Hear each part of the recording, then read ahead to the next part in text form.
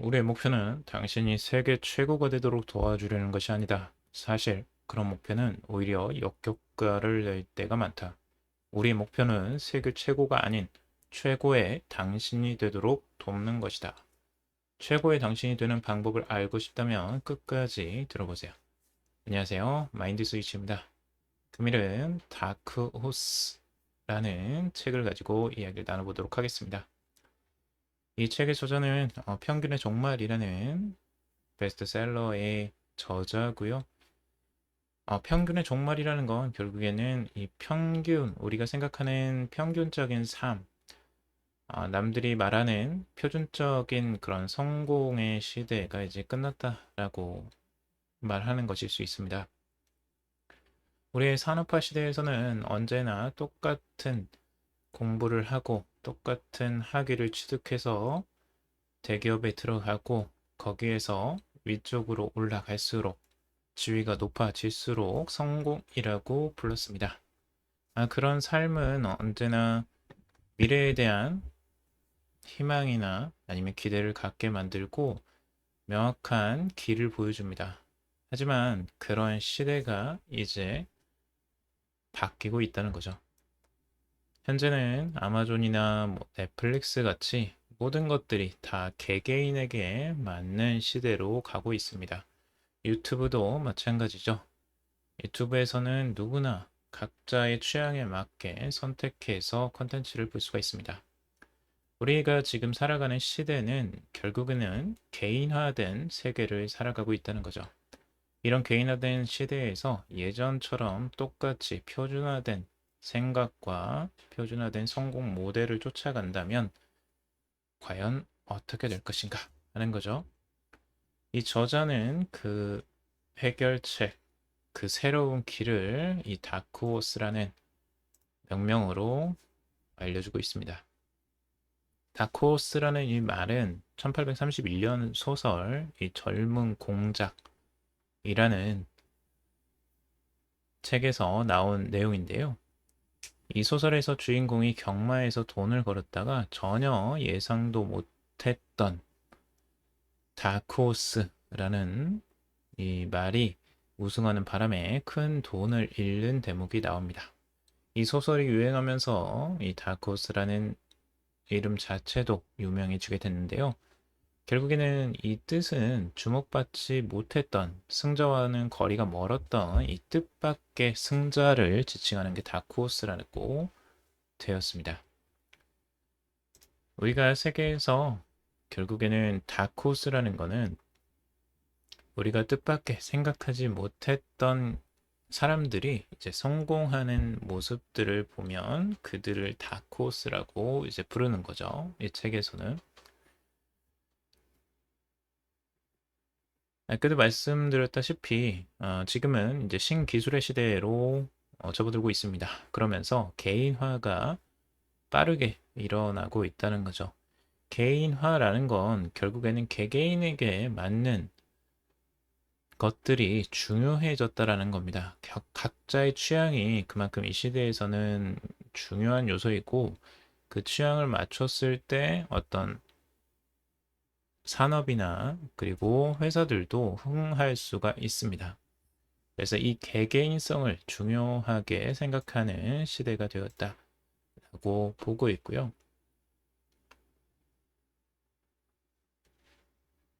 그래서 이 다크호스들, 그러니까 사회에서 이렇게 주목을 받지 못했는데 갑작스럽게 어떤 성공을 이루는 이런 사람들을 따로 이 저자는 찾고 연구를 했습니다.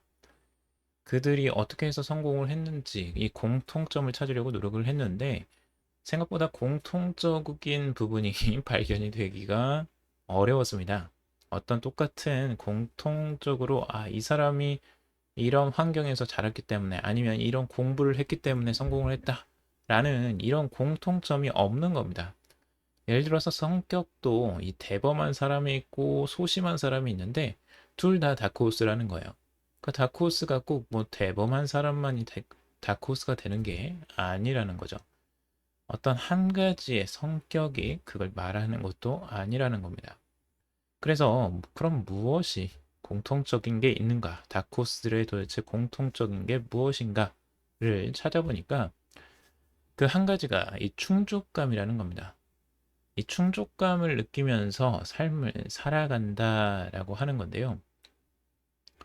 각자는 지금 목표 의식을 가지고 있는 사람도 있고 열의를 가지고 있는 사람들도 있습니다. 각자의 일에서 자부심을 느끼고 살아가는 사람들도 있고요. 그리고 진정성 있는 삶을 살아가고 있다라고 표현하는 사람들도 있습니다. 어떤 사람들은 이 일이 자신이 하는 일이 천직이라고 말을 하는 사람도 있었습니다. 자신은 꿈꾸는 삶을 살고 있다라고 표현하는 사람들도 있습니다. 그들의 말을 이제 조합을 해보면 그들이 하는 일에 정말 만족을 하고 있다는 거죠. 결국에는 자신이 하는 일에 깊게 몰입을 하고 있고 그것에 만족하는 삶을 살고 있는 공통점을 가지고 있더라라는 겁니다. 자, 그래서 우리가 이제 보통은 이 충족감이라는 거, 자기 일에서의 만족감이 이렇게 큰 것들은 결국에는 그런 결과들 때문에 그런 게 아니냐. 결국에는 좋은 결과들이 나오니까, 뭐 돈을 잘 버니까, 아니면 성과들이 잘 나오니까, 그래서 뭐 충족감이 드는 거 아니냐. 결국에 보상을 많이 받기 때문에 그런 게 아니냐라고 생각을 합니다. 하지만 여기서 그런 것들을 다 깨트리고 있습니다. 이 저자는. 충족감이라는 것은 결국에는 자신이 어떤 일에서 우수해짐으로써 충족을 느끼는 게 아니고 자신만의 일에 깊이 몰입하면서 충족감을 느낀다라고 하고 있습니다. 그래서 각자는 자신이 하고 있는 일에서 그걸 몰입하면서 느끼는 충족감이지 어떤 결과, 내가 이걸 해서 돈을 많이 벌어서 아니면 이렇게 성공을 시켜서 얻는 그런 만족감, 충족감이 아니라는 거죠. 각자는 뭐 옷을 만들면서 충족감을 느끼는 사람이 있고 아니면 천체를 바라보면서 충족감을 느끼는 사람이 따로 있다는 겁니다. 각자 자기가 하는 일에서 그 일에 몰입하면서 느끼는 감정이라는 거죠.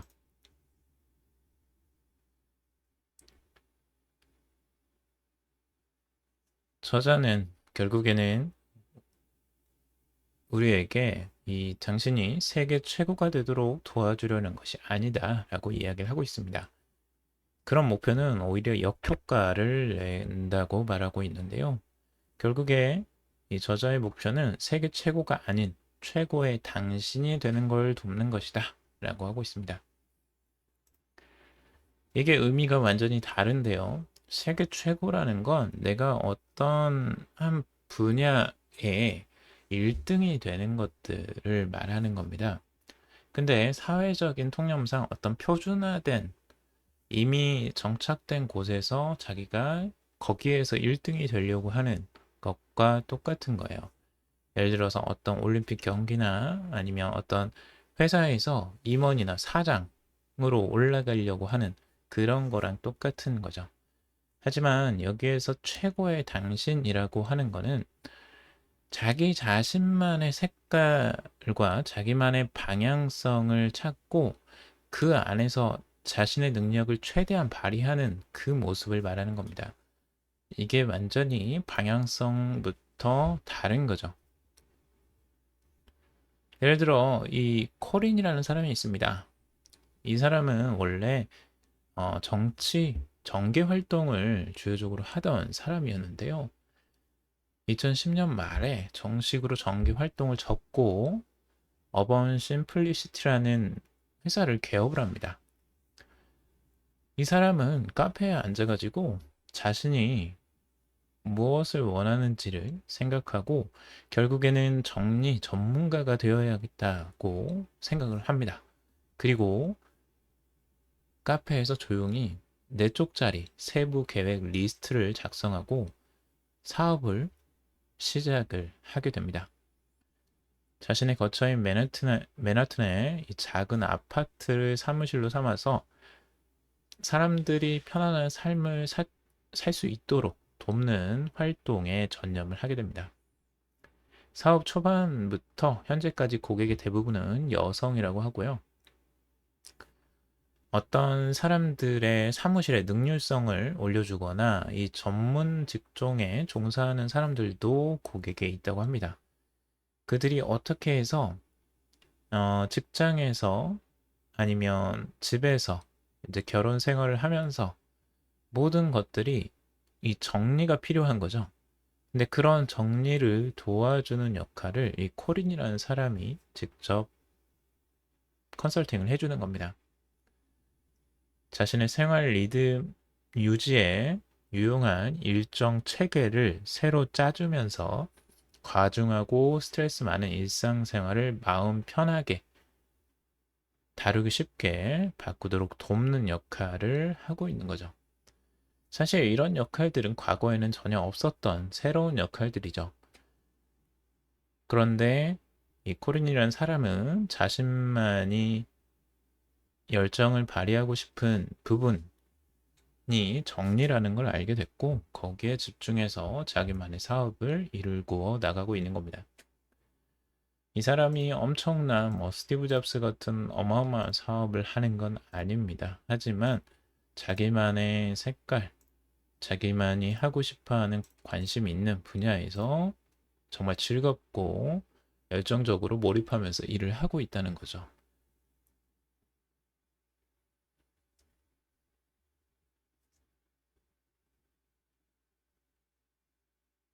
다크호스들은 이 경쟁욕이나 이 창조욕 같이 사람들이 흔히 끌리는 보편적인 동기와 이 자신만의 고유한 열망, 취향, 끌림에 따라 이 미세하게 조율된 특별한 동기 사이에 극명한 대비를 잘 부각시키고 있습니다. 이 충족감을 얻고 싶다면 이 남들이 강요하는 열정이 아니라 이 당신이 항해에서 순풍을 타게 할 열정이 정확히 무엇인지를 알아야 한다라고 하고 있습니다. 그래서 여기서 말하는 이 중요한 단어가 미시적 동기를 깨닫는 겁니다. 당신이 미시적 동기가 무엇인지를 아는 것들이 굉장히 중요하다라고 말을 하는데요. 구체적으로 여러분들의 열정이 나오는 이런 동기들을 말하는 겁니다. 예를 들어 코린 같은 경우는 이제 정리 전문가가 아까 됐다고 말씀드렸잖아요. 근데 이 사람이 딱 한 가지 열망만 있는 건 아닙니다. 어떤 정리에 대한 열망만 있는 게 아니고 이 물리적 공간의 정리의 열망도 있고요. 그리고 남들을 돕고 싶은 열망도 있습니다. 그리고 날마다 다른 뭔가를 하고 싶은 열망도 있고 사장으로서 사업을 주도하고 싶은 열망도 있고요.